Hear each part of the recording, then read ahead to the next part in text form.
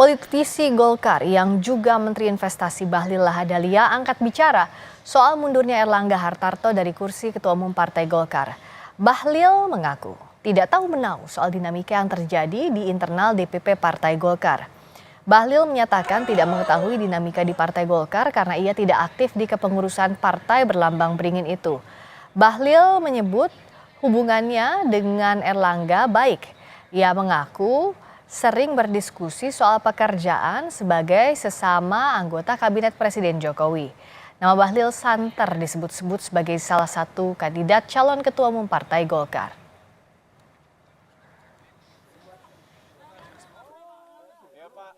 Hal itu akan mengganggu persiapan pilkada nanti nggak sih, Pak?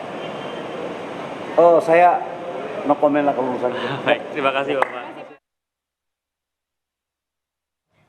Erlangga Hartarto kemarin menyatakan mundur dari jabatan Ketua Umum Partai Golkar. Pengunduran diri Erlangga itu telah memenuhi syarat bagi Partai Golkar untuk menggelar Musyawarah Nasional Luar Biasa atau Munaslup.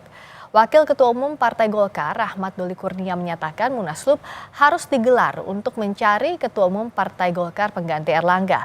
Kapan Munaslup digelar perlu dibahas di DPP Partai Golkar.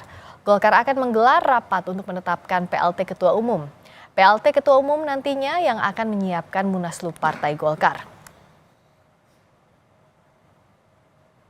Ketua Umum itu mengundurkan diri. Jadi sebenarnya dengan pengunduran diri Bapak Erlangga Hartarto sebagai Ketua Umum, tentu itu sudah menjadi syarat untuk mencari Ketua Umum yang baru melalui Forum Musyawarah Nasional Luar Biasa. Tetapi untuk menuju ke sana juga ada proses dan tahapan yang diatur juga dalam mekanisme organisasi. Nah, tadi saya mau menegaskan bahwa secara de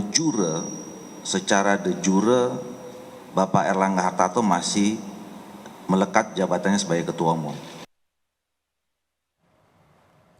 Berdasarkan anggaran dasar dan anggaran rumah tangga Partai Golkar, Munaslup bisa digelar apabila Ketua Umum mengalami 3 hal berikut. Berhalangan tetap, terkena masalah hukum, dan apabila mengundurkan diri.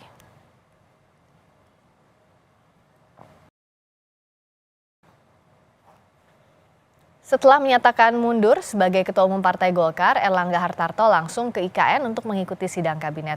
Erlangga juga bertemu dengan Menteri yang juga kader Golkar, Agus Gumiwang dan Bahlil Lahadalia.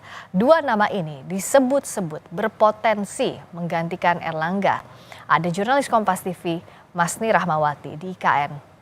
Masni, apakah isu mundurnya Erlangga juga jadi bahasan para menteri di sela-sela sidang kabinet? Terutama tadi kan ada